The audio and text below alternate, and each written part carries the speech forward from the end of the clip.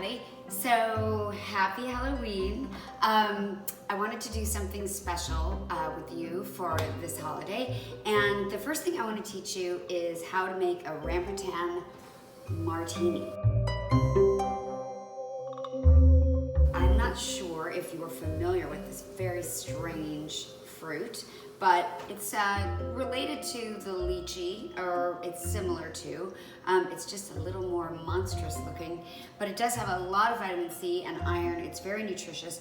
So what I'm gonna do to open this is I'm just gonna slice, there's a big seed in the middle, so you can't really go all the way through it. Well, you could, but I'm not gonna do that right, except I am gonna do it right now, because that actually is getting me to what I'm going to make with you, which is a rambutan and olive infused martini. Basically, you're making your vodka martini, and instead of garnishing it with olives, we're gonna garnish it with what I'm calling the monster's eye. So if you do just slice all the way through your rambutan like I just did, the next step that you're gonna have, you're gonna kind of use this outside as a protection, but you wanna be really careful because you could go all the way through the seed with your knife and you don't wanna cut yourself. But I'm trying to cut around here and just release that flesh of that fruit there enough to get the seed out, and then I'm gonna replace that with a green olive. And the sweetness of the rambutan, the brininess of the olive are gonna float around in that vodka, and it's gonna be a really, really yummy cocktail. So let's see how I do here. I'm just taking this paring knife and just sort of trying to release the edges a little bit.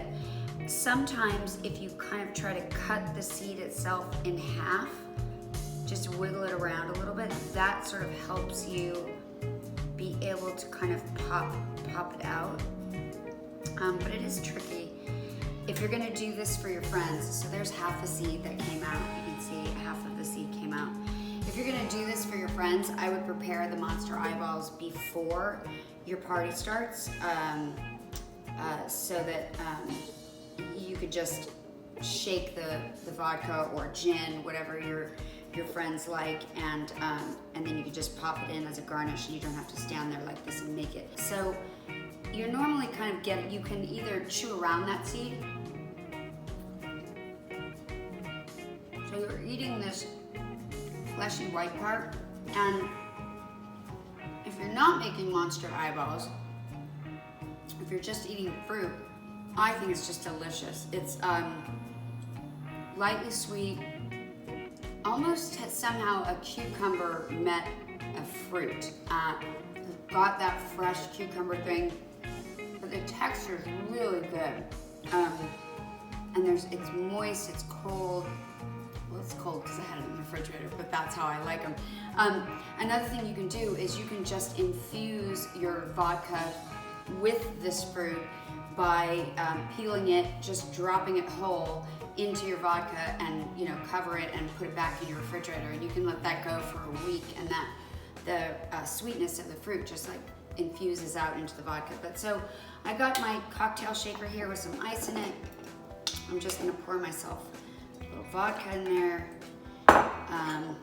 Whenever I order a martini in a bar, I always say to them, please, please, please, please, just shake it so hard so that it's really cold and the little ice like breaks off into little shards, and I love it. Let me get it like that. So we'll see if I can do that. And it's a good workout. So then I'm just gonna strain my vodka into my glass.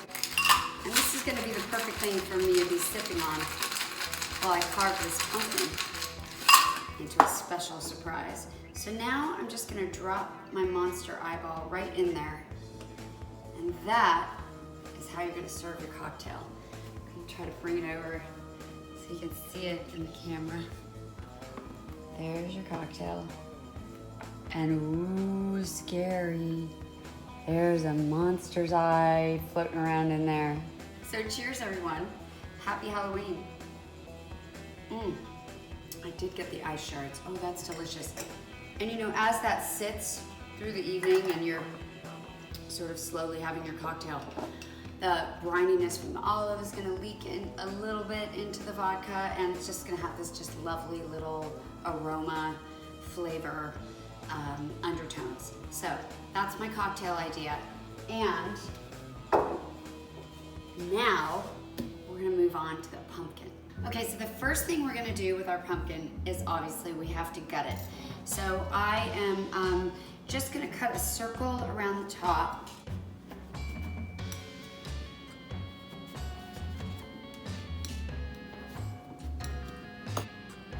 So after I've cut around the top, I lift it out. I'm gonna cut this part off. And I like to make a little, like a little air opening in the back, and that way if you have a real candle, which most people these days are using a battery candle, but if you do, the smoke will release. So I'm just gonna take a little V shape out of it, so that it'll look like that. It has a little hole in its hat. I'm gonna set that aside, and now we're gonna carve out all the guts. So I'm gonna put everything in my bowl here. I'm thinking that I might make pumpkin seeds later. You clear the seeds away from the guts, and which is pretty easy to do. You can see these are some nice looking seeds actually. This is a good pumpkin. You're just pulling them away from the guts and putting that in a separate bowl. Then you're gonna rinse that in water until it's clean, until you get all that pumpkin off of it. Pat those dry, and I would say a pumpkin this size will probably give you about 2 cups of seeds. And for that amount, maybe 3 tablespoons of butter, like melted butter. Just toss that around, spread it out evenly in one layer on a sheet pan, and you wanna put that in the oven at 300 for probably about 45 minutes. And you can really go crazy with the flavors. You can just do salt and butter. You could use truffle salt. You could use garlic salt.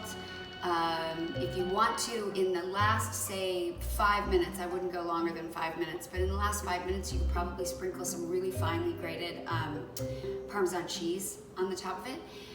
What else could you do? Maybe even cayenne pepper if you're up for a little spicy pumpkin seed.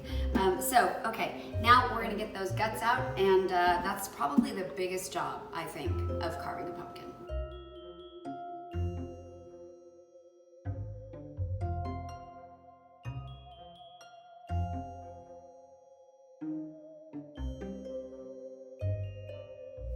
Okay, so we have our pumpkin, and it is all carved out and cleaned out. I mean, not carved out, cleaned out. Well, kind of carved, because you have to dig the sides away.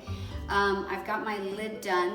I've got my little hole in my lid in case I'm gonna use a candle in the back. And I know that this is gonna be the face of my pumpkin. So I've been carving pumpkins for a long time. My daughter just loved that so much, and I learned many years ago that the trick about carving pumpkins, if you're trying to do a design, is that where our instinct is to cut out the thing we think of. Like one year, so we got into a thing, my daughter and I, where she would just say, "I want an Ariel pumpkin, please," and so I would just freehand cut out Ariel. One year I did Peter Pan, like flying through the sky with Wendy. That was pretty complicated. Last year I did Coraline's Other Mother. That was fun. And what I realized the trick is that whereas you think you want to draw the thing, like you want to, like that you want to cut out the shape of a mermaid, like some hair and a face and that signature loopy, tail. What you actually want to do is you want to cut around that shape.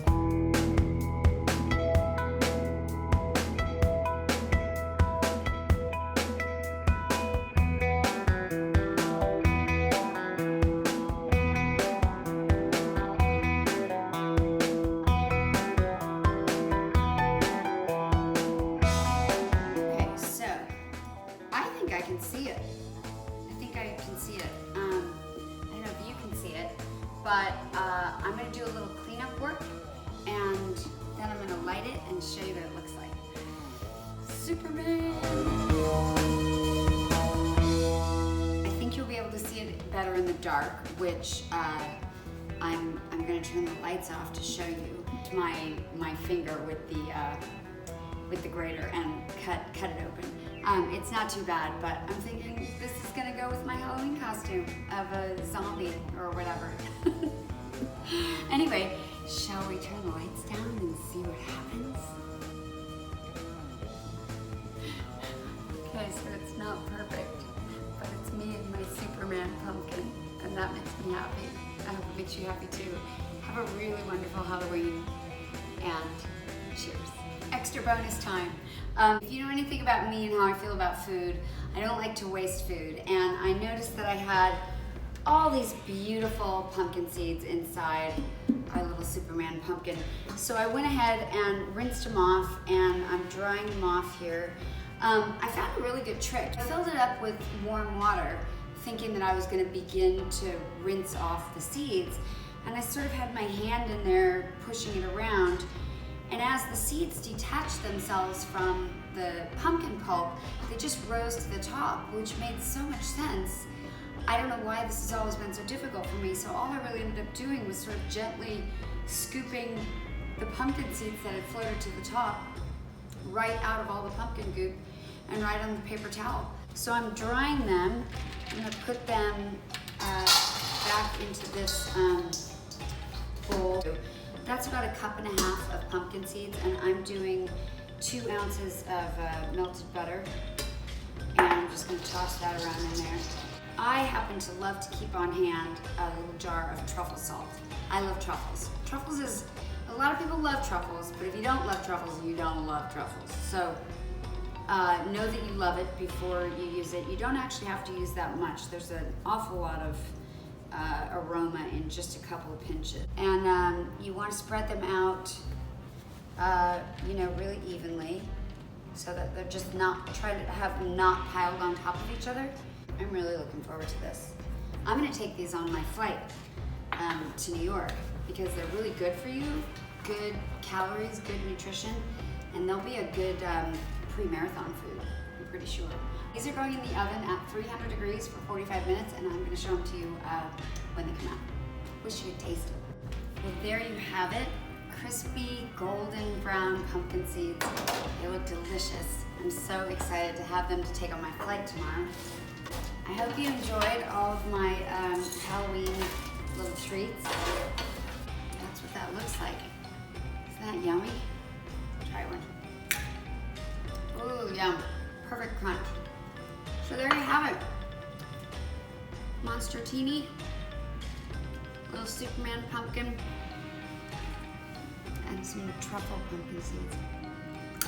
Happy Halloween, everybody.